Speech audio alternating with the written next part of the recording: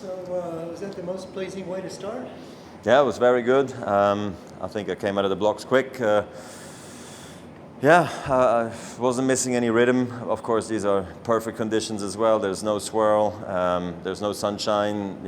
From that standpoint, it's really ideal conditions to play good tennis. And I think I'm happy in all aspects of my game that things were working.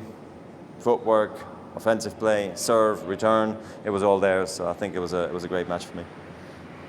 You had many pre-seasons, many starts of the season. How does this one look like?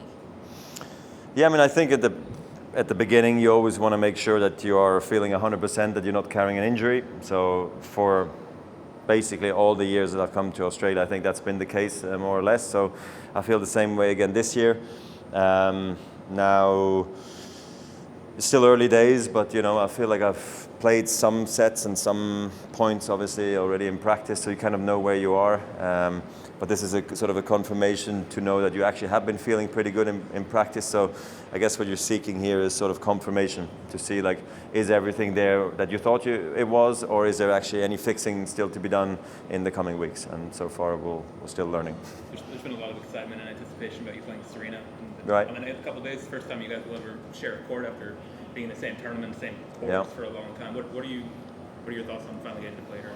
Yeah, it's great fun. What do you want me to tell you? I think it's just very exciting for both of us. I hope that a lot of tennis fans going to tune in and also watch it, because it's going to be one time and probably never again, in this kind of a competition. So, look, I admire everything she's done on and off the court. We can relate to one another now, also being parents, even more so, besides all the fact that we won a lot, and we're both fierce competitors, and we always want to win. We try our best, and I've played with some of the greatest doubles players in the world, in Navratilova and Hingis, and then I've also played against some of the best in Venus and other great ones in the past. So now this time it's against Serena, which is obviously one of the biggest champions ever in our sport, men and women combined. So it's great to play against her. When you've watched her in the past, have you been curious before what it'd be like to play her? I mean, because you two both are in an elite company, winning 20-something Grand Slams. Right. What is there something you're most looking forward to about seeing what it's like getting a ball across the net from her? Yeah, look, I used to practice a little bit with some women's players when I was younger. When I was maybe 15 and I was at the National Tennis Center, I used to play sets with the pro women. So that was always a hard thing to do, because you always felt you were never allowed to lose, and then if you did, I would even cry sometimes, just because, I don't know, it meant a lot. I felt like it was a chance to beat a pro player, but it wasn't a man, so it was just different. So I'm used to it, and then of course in practice you really realize how good they strike the ball. We just have the huge advantage with the serve, with the return, with the athletic ability that just they can't really produce, and the speed. But I've always thought, yeah, absolutely, like, how is it to return that serve, or how is it to go head to head with her. I see it with Belinda. When I strike the ball through the middle, she's equal to me. So from that standpoint, it's just really, once the movement comes into play, that the difference becomes bigger. Serena says she wants to take a photo with you as well. Is that quite strange? No. 23 Grand Slams. It's the age of social media, so I think that's maybe why. How well do you two know each other? I mean, you have a lot in common, like you said. You're an elite company in the record books, but do you text? Do you have her phone number? No, I don't have her number. But maybe. I mean, you never know. Absolutely. And I don't know her that well. I only know her, from some champions dinners at Wimbledon, I guess. Maybe a little bit through Mary Jo Fernandez, from being a Fed Cup captain.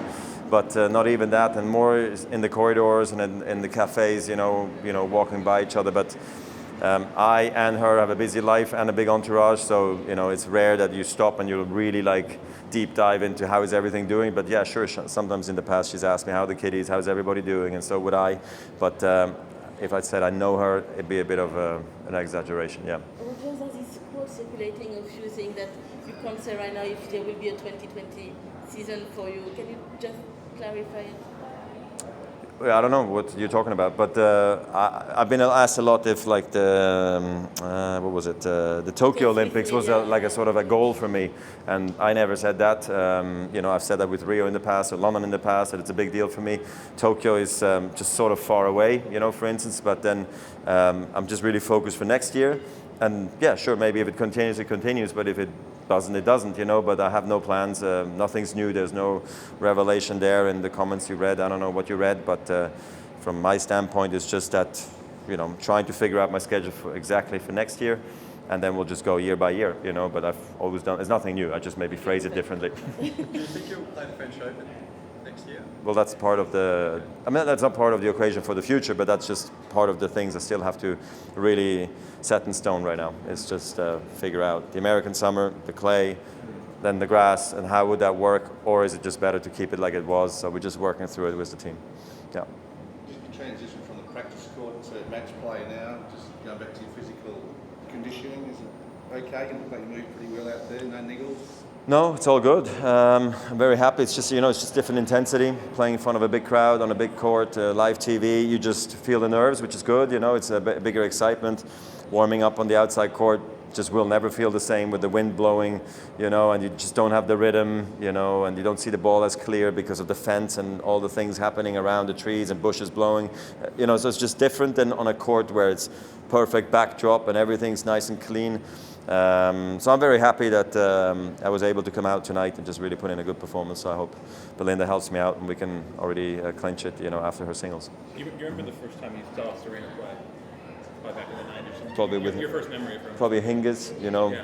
one of those big matches at the Open. I feel The US final, Open. I guess, in 99. Yeah, and I remember, you know, yeah, when she had where they were making noise, right?